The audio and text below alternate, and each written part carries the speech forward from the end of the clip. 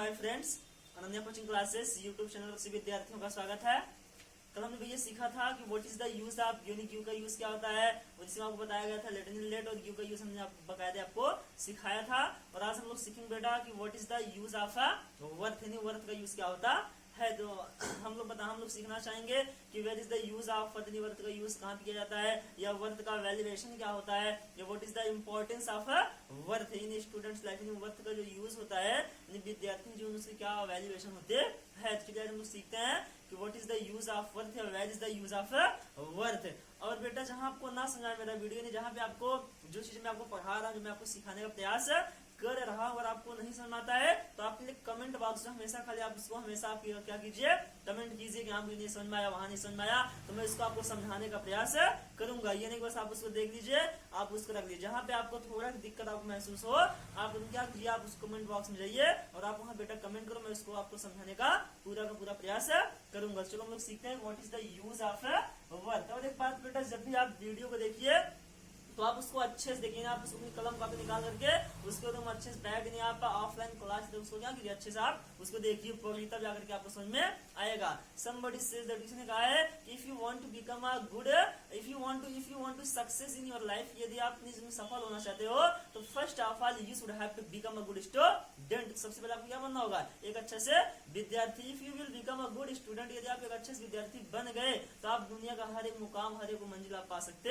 हो। But when you become a good student, जब आप एक अच्छे विद्यार्थी बन जाओगे तब। तो अगर आप अपने आप में एक अच्छा विद्यार्थी हो, या अपने आप को साबित कर सकते मैं एक अच्छा विद्यार्थी हूँ, तो सफलता जो आपकी क्या करेगी, आपकी कदम हमेशा चूमेगी। चलो हम लोग सीखने में आज टाइम को लॉस न करते हुए कि what is the use of worth, worth का यूज क्या होता है। देखिए इसे आप यहाँ पे लिख दिया बेटा, यूज ऑफ वर्थ। देखिए यहाँ पे आपको लिखा गया है यूज ऑफ वर्थ। कोई भी आपसे पूछता है what is the means of worth, worth का मतलब क्या होता है, तो आप बताएंगे वर्थ मीन्स क्या होता है, लायक है, लायक है या योग्य है, योग्य है, या बता सकते हो काबिल है, ये होता है। कोई भी आपसे पूछता है कि what is the means of worth, worth का मतलब क्या होता है, ये what is the Hindi meaning of worth, worth का हिंदी मतलब क्या होता है, बता सकते हो वर्थ मीन्स क्या होता है। तो वर्थ का जो मतलब होता है क्या होता है, लायक है, योग्य है, काबिल है। यहाँ पे आपको लिखा गया, कोई पूछता है what is the means of worth, you can say that worth means क्या होता है, लायक है, योग्य है, काबिल है। अब जैसे यहाँ पे आपका लिख दिया इसका स्ट्रक्चर। और आपसे ये कोई पूछता है कि वर्थ का स्ट्रक्चर क्या होता है, आप लिख सकते हो स्ट्रक्चर। यहाँ पे आपका हो जाएगा स्ट्रक्चर, जैसे subject plus is am are plus worth plus MV4 plus आप क्या हो जाएगा यहाँ पे ऑब्जेक्ट या अदर वर्ड। देखिए आपको यहाँ लिखा गया स्ट्रक्चर लिखा गया है कि subject plus is MR plus worth plus MV4 plus object. कोई भी आप पूछता है कि what is the means of, what is the Hindi meaning of worth, you can say that worth means क्या होता है, योग्य है, काबिल है, या लायक होता है। अगर आपसे ये पूछा जाए कि उसका स्ट्रक्चर क्या होता है, तो आप बता सकते हो सब्जेक्ट होता है बेटा, उसमें सब्जेक्ट होता है, फिर आप क्या होता है इज MR होता है, फिर आपको क्या होता है वर्थ होता है, फिर आप क्या होता है MV4 मेन वर्ब का फुल फॉर्म होता है, फिर आप क्या होता है ऑब्जेक्ट होता है। ये क्या रहा उसका ये स्ट्रक्चर रहा।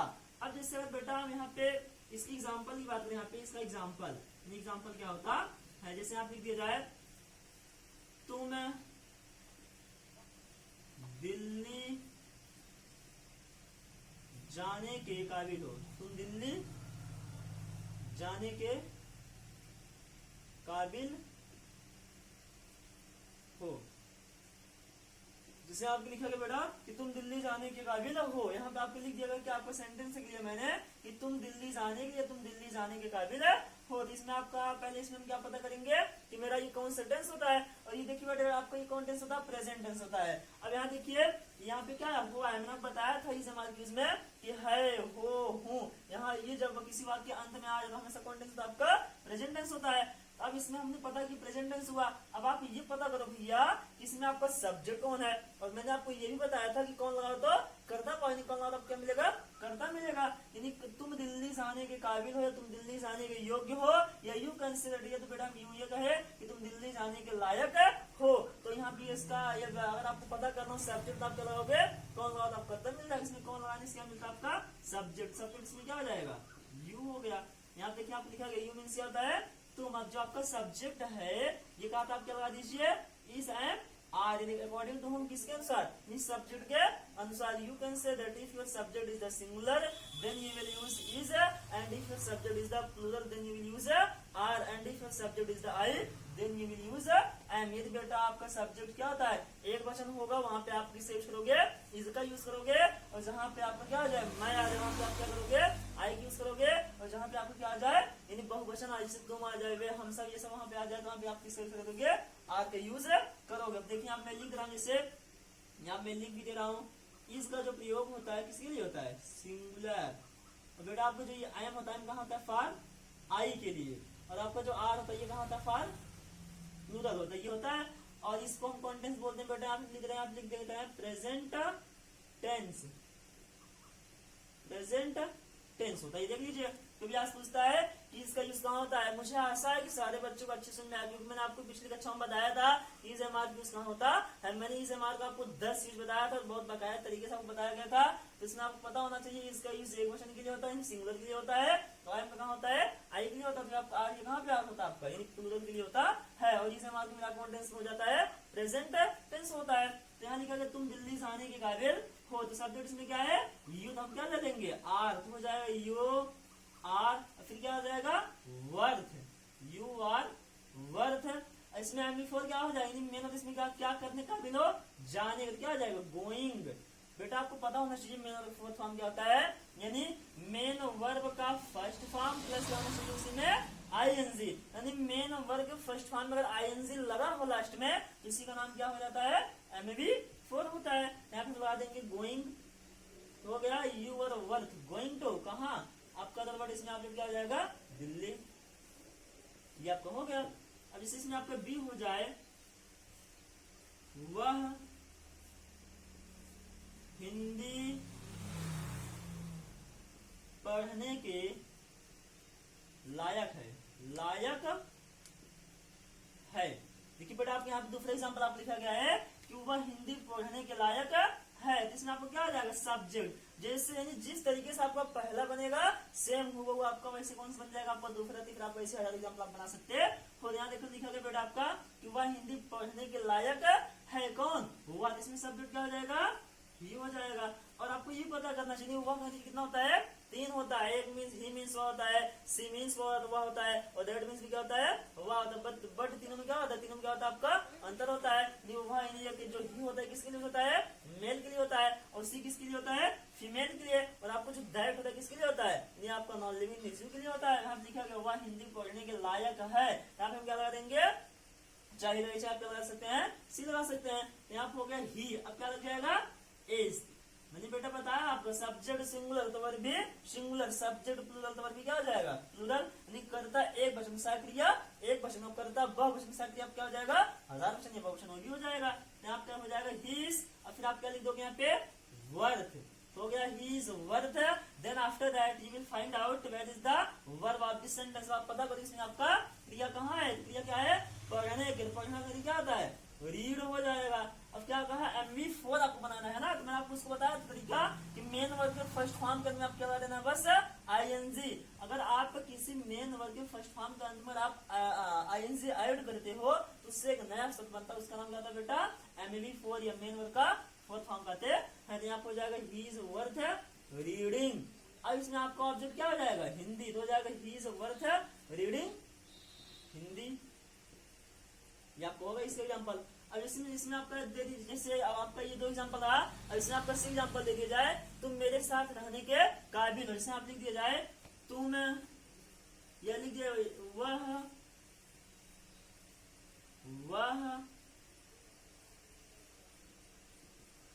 लड़की मेरे साथ रहने की वह लड़की मेरे साथ रहने की काबिल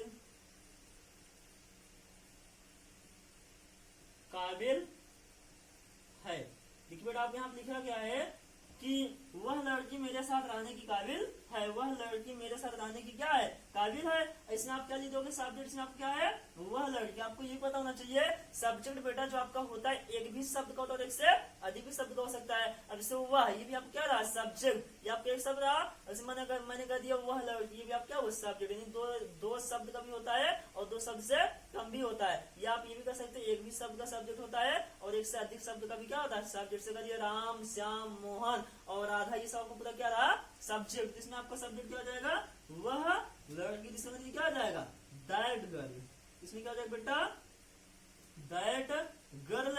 आप क्या बताओ, दैट गर्ल जो आपका है सिंगुलर है प्लूरल है, यहाँ पे आप पता कर सकते हो। ये आपको क्या है, एक वचन है, that girl is. Subject singular तो वर्ब भी सिंगुलर, सब्जेक्ट प्लूरल तो वर्ब भी प्लूरल। अगर सब्जेक्ट मैं तो आप क्या लगा देंगे बेटा, आई लगा देंगे।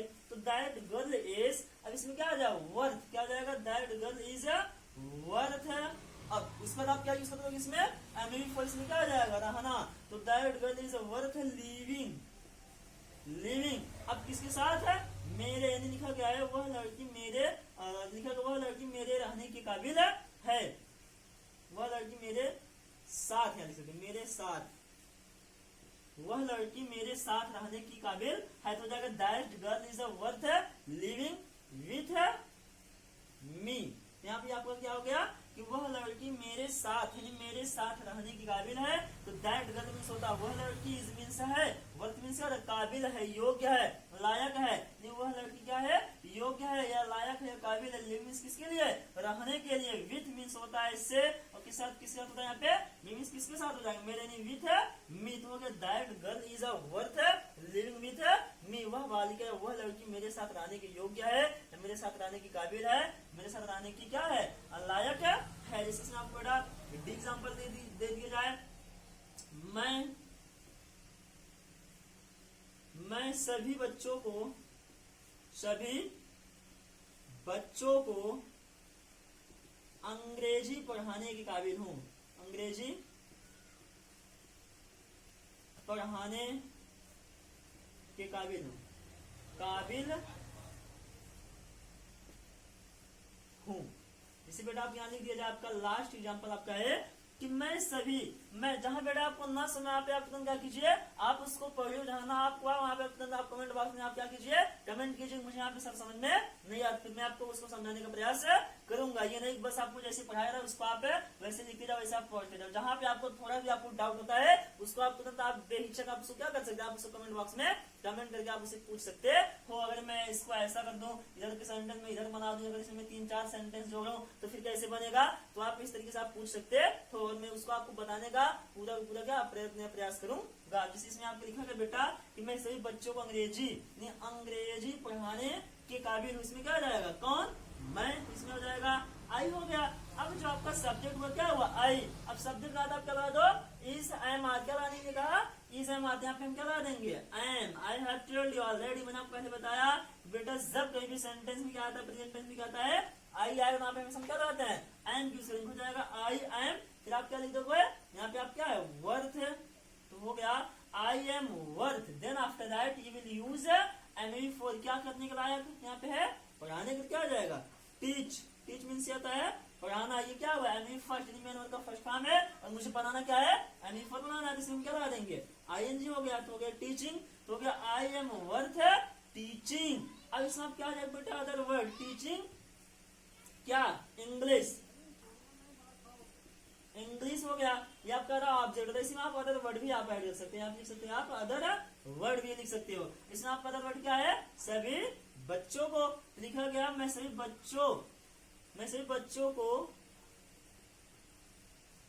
बच्चों को अंग्रेजी पढ़ाने के काबिल हूँ, मैं सभी बच्चों को अंग्रेजी पढ़ाने के काबिल हूँ। यहाँ क्या हो जाएगा, आई am worth teaching English of all children. या आप ये भी लिख सकते हो, all the English, all the children. यहाँ पे क्या रहा, इसका यूज है। कोई भी आज पूछता है कि what is the translate of this sentence, यहाँ पे आप लिख सकते हो कि आई am worth teaching English all the children. आप ये लिख सकते हो। छोटी आपकी क्या रहा, नहीं वर्थ क्या रहा बेटा, आपका यूज रहा। कोई भी आज पूछता है कि कि वर्थ का मीन्स क्या होता है। अगर आपसे कोई पूछे कि what is the means of worth, you can say that worth means क्या होता है, योग्य है, काबिल है, लायक है। आपको क्या रहा, वर्थ का मतलब होता है। अगर आपसे ये कोई पूछता है what is the structure of worth, you can say that कि subject plus is M R plus worth plus M, main और का फोर्थ फॉर्म प्लस क्या हो जाता है आपका ऑब्जेक्ट, जब क्या हो जाएगा अदर वर्ड हो जाएगा। अब यहाँ पे साहब का अगर पूछा जाए कि what is the where is the use of is M are, you can say that आप कह सकते हो बेटा सीरीज होता कहाँ पे होता है, सिंगुलर के लिए होता है, एम आई के लिए होता है, और आपका कहाँ होता है, प्लूरल नंबर के लिए होता है। अब यहाँ पे अगर आपसे पूछा है इज एम आर आपका कौन सा टेंस होता है, तो आप क्या बता सकते हो, प्रेजेंट टेंस होता है। अब यहाँ पे लिखा है साहब एग्जाम्पल, तुम दिल्ली जाने के काबिल हो, तो आप कह सकते हो you are worth going to Delhi, वह हिंदी पढ़ने के लायक है, he is a worth reading Hindi. आगे आपका बेटा वह लड़की मेरे साथ रहने की काबिल या योग्य या लायक है, तो आप लिख सकते that girl is a worth living with me. Next question आपका जो है आपका लास्ट क्वेश्चन कि मैं सिर्फ बच्चों को अंग्रेजी पढ़ाने के काबिल हूँ या मैं सिर्फ बच्चों को अंग्रेजी सिखाने के काबिल हूँ। यहाँ पे आपका लिखा गया है आई am worth teaching English all the children. आप क्या है बेटा, वर्थ का यूज रहा, और मुझे पूरा उम्मीद है कि मेरे सभी बच्चों को समझ में अच्छे से आया होगा। जहाँ पे आपको बेटा ना समझना है उसको आप क्या कीजिए, आपके लिए हमेशा एनी टाइम आपके लिए क्या है, जो आपको कमेंट बॉक्स में क्या है खाली आपसे क्या आप कमेंट करके पूछिए ये कैसे होगा कैसे नहीं, मैं उसे आपको पूरा बताने का क्या करूंगा, प्रयास करूंगा। अगर बेटा आपको ये वीडियो आपको अच्छा लगे तो आप वीडियो को लाइक करें और चैनल को सब्सक्राइब करें, और अगले वीडियो को नोटिफिकेशन पाने के लिए बेल आइकन दबाना ना भूलें। Thanks for watching this video.